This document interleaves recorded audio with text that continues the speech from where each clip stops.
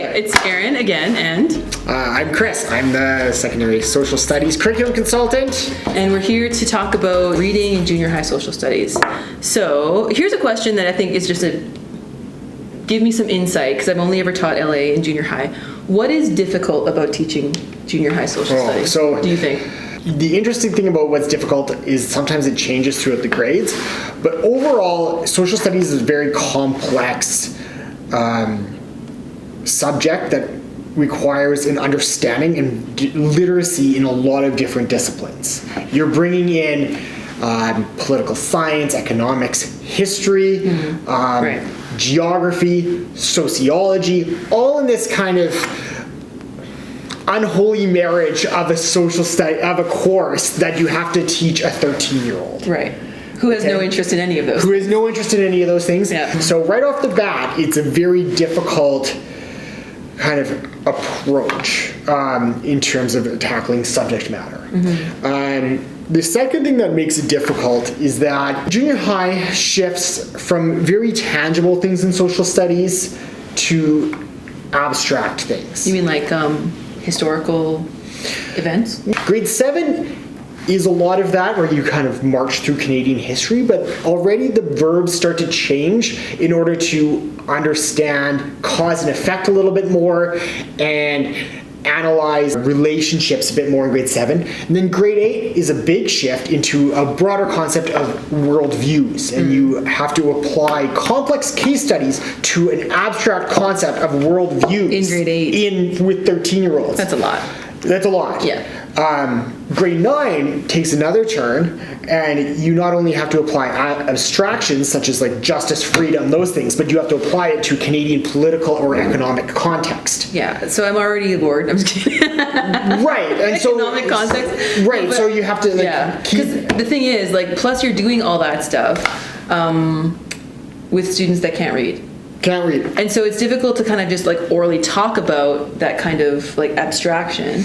But if you do decide to kind of do that more discussion or more visuals, right, those students who can't read neither are they learning to read, right? And so I see that sounds impossible. Sounds impossible. Do you want, can I add a third level of impossibility to this as well? Sure. And I find this is especially I regret asking this question. So there's a lot of difficulty in social studies, but the third one that I think you're given these prescribed case studies, and you have to talk about worldviews in these 3 different case studies, unique case studies, and finding good original material for students to engage with that is at their level, at the level of the 13-year-old, is really hard. Yeah. There are 2 textbooks out there, but they are often incomplete, they're outdated, and they're a tough thing to rely on a 23-year-old textbook to teach current affairs. Well, to teach these concepts to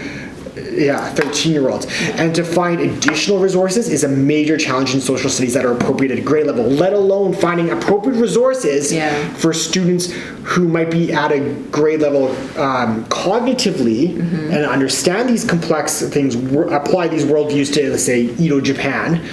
They might be able to do that, but how do you find good resources that are at their reading level, either because they're ELL, or there's an LD, or whatever, there's the time, barrier for reading, cost. Right. Yeah. That's a major struggle, especially I think in grade 8 is the biggest challenge for that, is finding those resources that are appropriate for all those things. Yeah, I mean, it's kind of my next question is, to tie reading to social studies, how important is it? But you're kind of already pointing to it is important, but it's also so difficult. There's a lot of teachers who are doing a lot of really good things right now in order to weave social reading into social studies in a meaningful way. Yeah. But the biggest thing you can do is have students read. Yeah.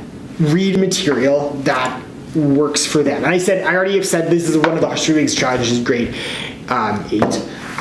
7 and 9 is a little bit easier. 9, you can use a lot of contemporary events, and there's already a lot written just in kind of media, like a CBC or CTV article. There's a lot of things that fit well into the grade 9 program of studies that is appropriate for a 14-year-old to read, or even someone who isn't at that reading level. Yeah. So that's an obstacle, because that was my next question. Is what are the most common obstacles to incorporating reading into a junior high? So we have the things that we are already aware of, right? The class makeup, class size. In junior high, the schedule, I think, is like my number one enemy, right? Yeah, you only have 47 absolutely. minutes, and then Yeah. it's definitely not all on task time. That's ridiculous. Like, what are some other obstacles, I guess? Oh, resources. In social studies, I think the biggest obstacle is resources. Yeah, it's finding appropriate resources that enhance student learning in the program of studies and the outcomes, yet also are appropriate for each individual student is a massive challenge. Yeah. Well, okay. So, since you mentioned the program of studies, like, and I'll just bring this back to reading specifically, right? Because we're talking about struggling readers. We know that they struggle because of their reading difficulties. We know that it's difficult to kind of pull in things at their level on the right subject matter. So we can't really rely too much on that. It's not like there's like just a library of stuff to choose from. But like, are there places in the program of studies, I was going to ask, that deal specifically with reading? In both values and attitudes and knowledge understanding parts, no. Oh, cool. So, which is another challenge, right? So, get out a fourth challenge is all of these outcomes assume students are literate, Sure. right? Yeah. Every single one of them. I mean, I think that that's fair to say that like all secondary curriculums are built on that. Before, when you were talking about the different kinds of texts, though, right? Like that can come into a social studies classroom. Like, so maybe it's not explicitly named in the program of studies that it's the teacher's job to like teach how to read those texts, but like I would argue it still is, right? Like if you have a student coming in and they haven't looked at, again, I don't know what an example of like an unusual text would be in a social studies thing. Like I think a graph, but like graph of what? Like, So it's interesting you mentioned graph. The other one I kind of want to like highlight here is maps. According to our CSA data, and we've only had 1 year of this, so it'd be interesting to see if this is a trend over, say, 5 years of CSA data. Using common summative assessments, we've seen that our students across school, across demographics, struggle discerning meaning from maps.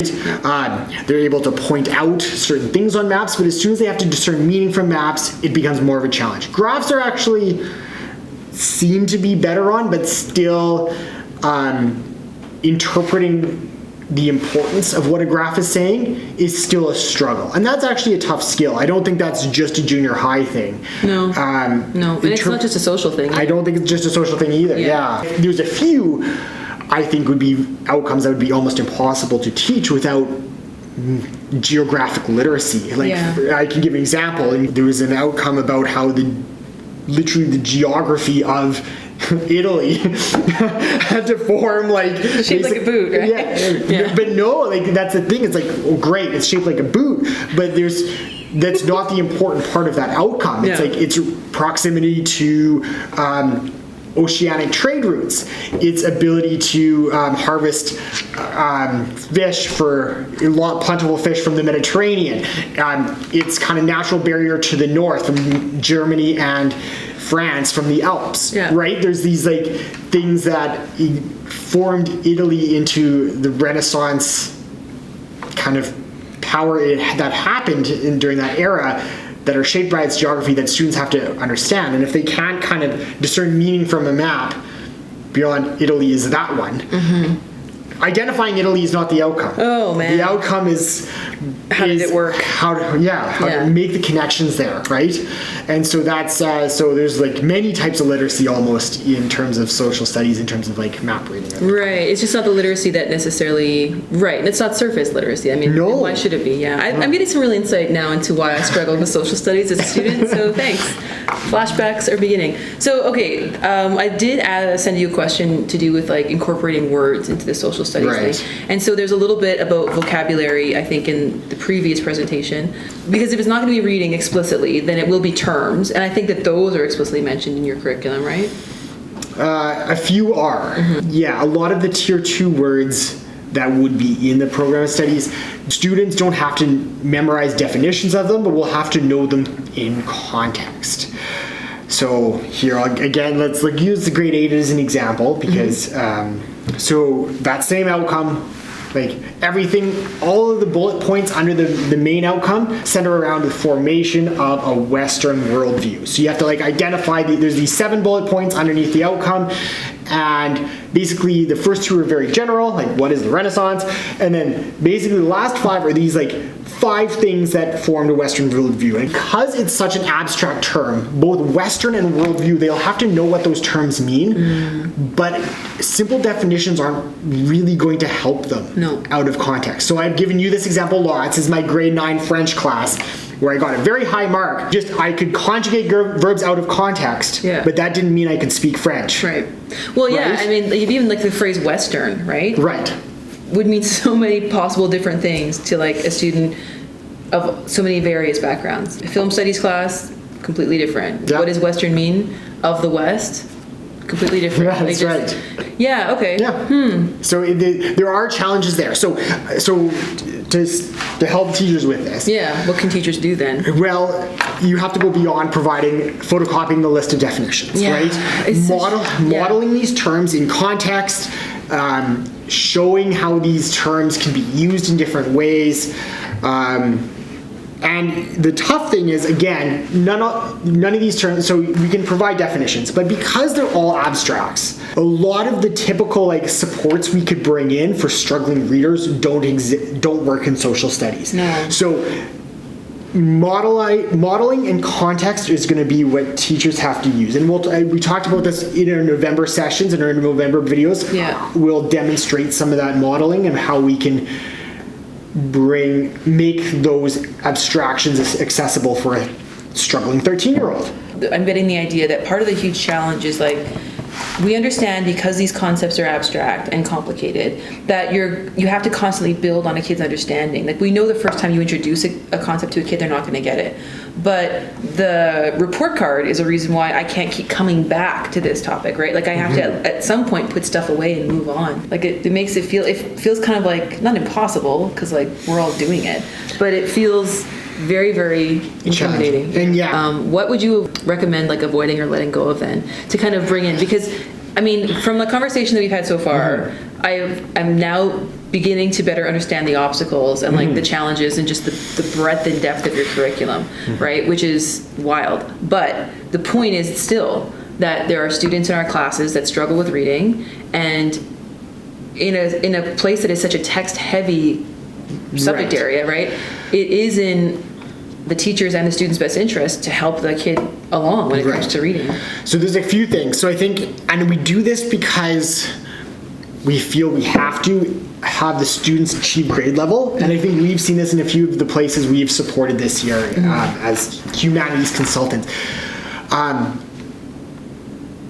While it's beneficial to have students be able to present their understandings of the programs and studies in multiple different ways, by allowing students to avoid having to read or write, we are just pushing the problem down the road until it culminates in a disaster on the PAT or the CSA, which they'll have to read in order to access.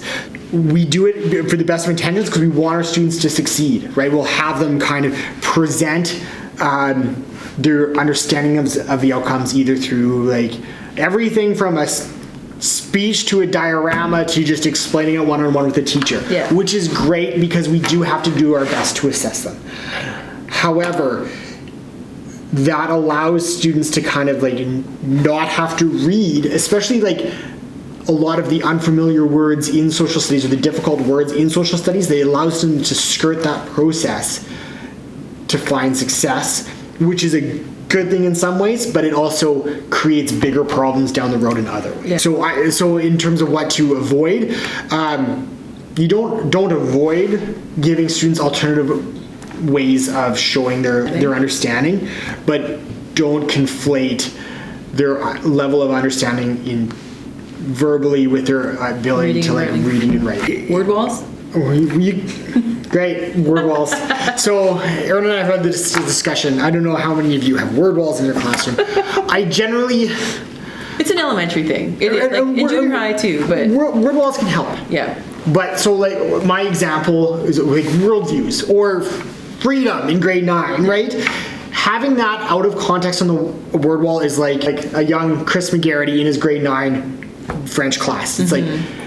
great, they have the definition of it. But if it's not constantly being integrated into context, in a meaningful way, if students don't ever see a path where that word that they see up on the wall is put in, it's not helping. And students can look at it, they can memorize all the words on the word wall, and they might even be able to recognize every single word that's on the word wall when they see it come up.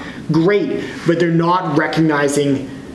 They can say the word when they're reading it out loud, but they're not actually reading that word. They're reading maybe the syllables, but they're not actually getting meaning from that word. And so that's my worry with the word wall. It further masks a lot of the issues that we're trying to achieve by having students read for meaning. Are you like a blank wall kind of person? Flags? No, I liked when we talked to the inclusive consultant earlier today. I think having visual cues around a classroom is key. Yeah. In my classroom, it was difficult. I often shared classrooms, but we had often on the diploma exam, students would have to not only recognize world leaders in a source, but have to recognize them, say, in caricature.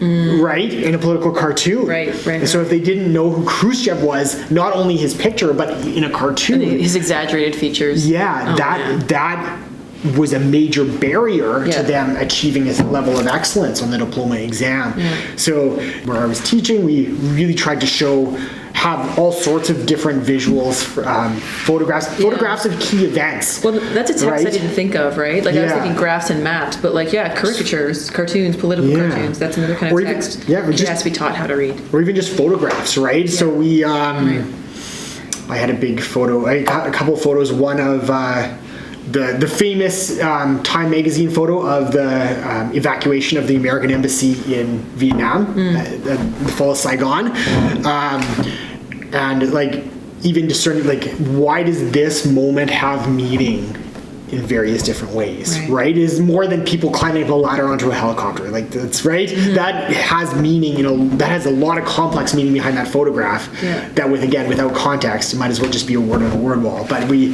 did have my own word wall, I guess. But you have to word wall. You have to integrate that in. Yeah. Well, I mean, I guess what we're just saying is do things with purpose, like right. Which you do. Teachers do that, right? Yeah. And I think that the other thing that occurs to me listening to you talk about social studies and thinking about the people who are watching or not watching this is just the level of different experience that you're having, right? Like if you're newer to teaching social studies and you have to balance all these things, that's pretty tough. Plus, bringing in the students who aren't reading as well. So I think that these are just kind of little handholds to get on the way to being able to be fluent yourself as a teacher with all the different demands and aspects of this curriculum.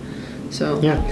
Okay. Is there anything else you want to add on before we shut it down? And if you have appropriate text suggestions, also reach out because we'd love to have them, read them ourselves, distribute them to other teachers who might be interested. Yeah. Okay. Well, thanks for taking the time. You're welcome. You had no choice, but.